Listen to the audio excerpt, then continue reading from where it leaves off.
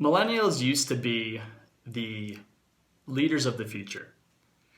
They used to be the group that was someday going to change the world.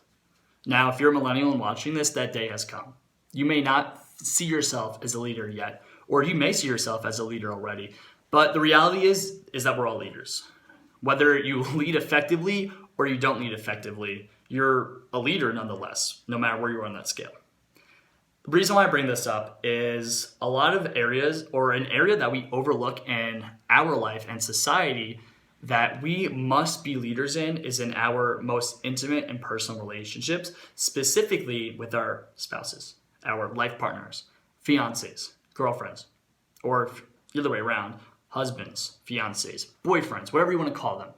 That is the most important area that, in my opinion, anyone can lead. Now, my dog is currently growling, but you get the point. She may disagree. She may think she's the center of my world. Because she is, right, Lacey? Let's bring her in the video. So, no, you're coming up. Okay, so why is this important? So, as millennials, we suck at communication. We suck at being able to look at someone in the face and honestly communicate. And she's gone. So, I remember in college, I had a friend who I knew was going through an extremely tough time. Their father, or his father, was experiencing some pretty deep shit on a legal front. And I knew he was struggling, but I couldn't talk to him because I didn't have the confidence to talk to him. Granted, as I transitioned into my relationship with my fiance, that lack of communication still existed. When we first got together, my fiance and I avoided hard conversations. And because that's just who I had been, I hadn't learned how to do that in a personal relationship setting.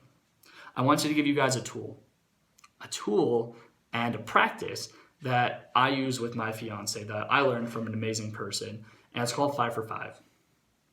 The key to every great relationship is communication. You cannot have a great relationship without communication.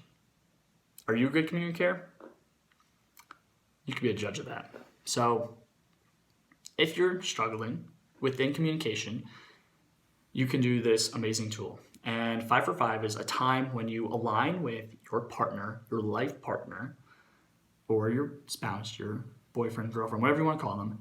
And it's a time for just honest, transparent, two-way feedback.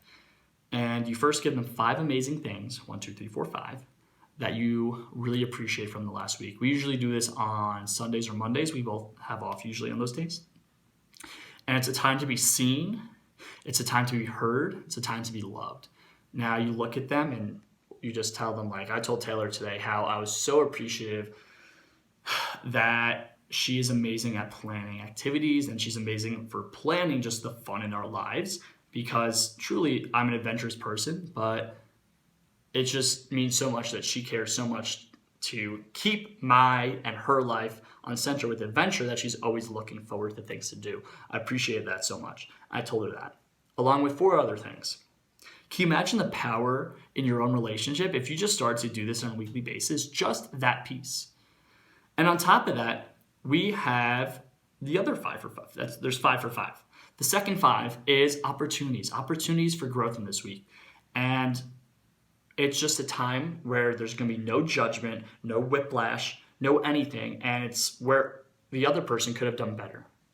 It's a safe space where you look at them, let's say, I'm going to create an example, but let's say maybe I didn't clean up after myself. So she could say to me, Jordan, you didn't clean up after yourself this week, and it really frustrated me because I had to clean up after you, and I was stressed in the morning, I had to go to work.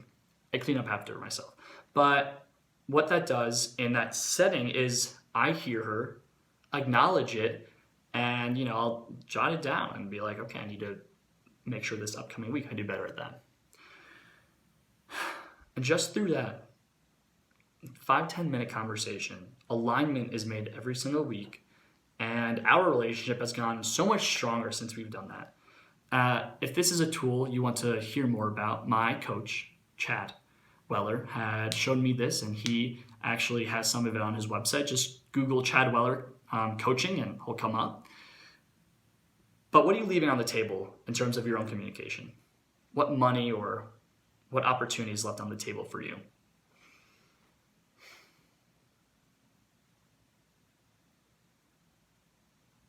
That's a lot, realistically. I look forward to hearing what changes, because even if I don't hear it, I know if you just implement this one thing, amazing things will come your way. Thank you.